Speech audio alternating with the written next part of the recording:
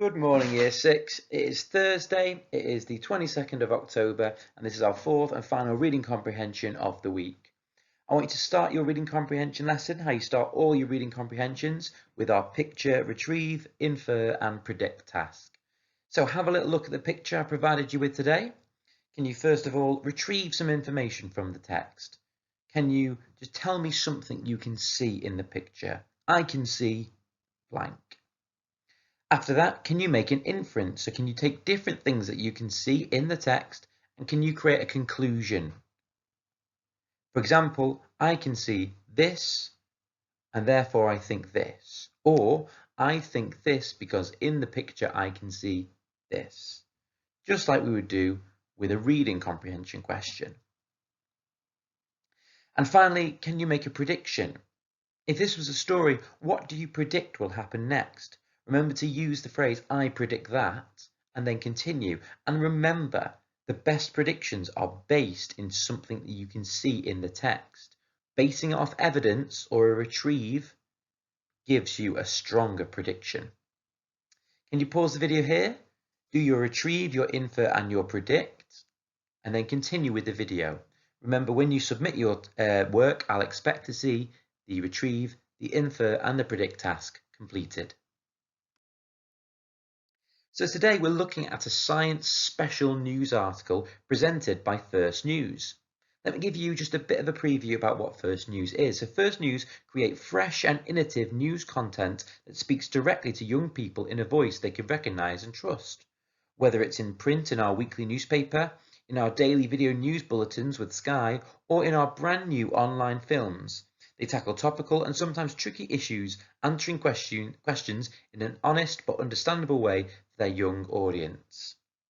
And we have some copies in First News at school, so it is a newspaper directed at younger people. Before we read the text, we need to make sure that we understand these 7 pieces of vocabulary: co-presenting, astronomy, pottering, probe, initiatives, exoskeleton, and lightweight. Can you please now pause the video and research these 7 pieces of vocabulary? What do they mean? You can look them up in a dictionary or you can look them up online. Remember, when you submit your work, we will expect to see the 7 pieces of vocabulary with their different definitions on your piece of paper. Pause the video and do that now.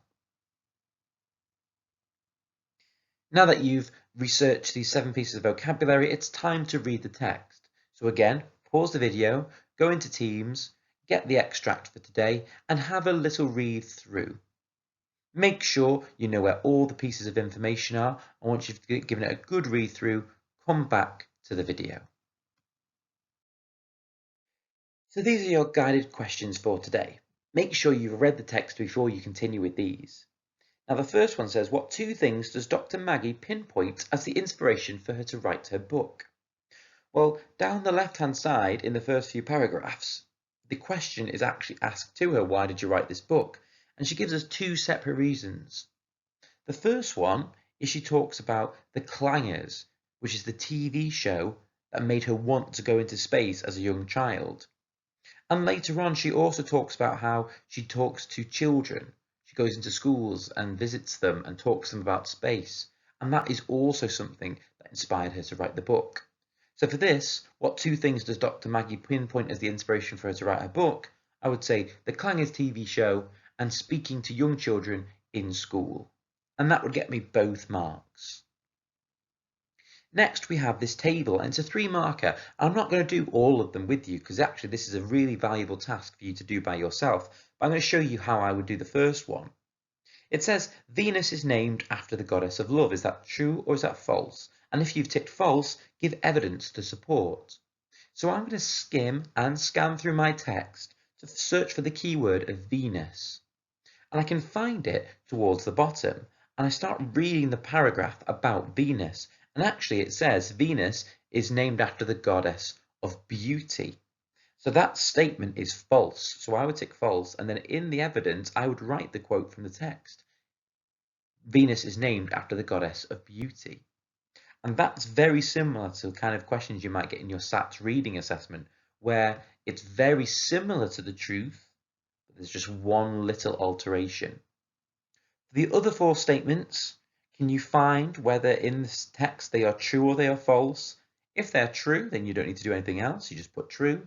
But if they are false, you need to give the piece of evidence that proves that they are false.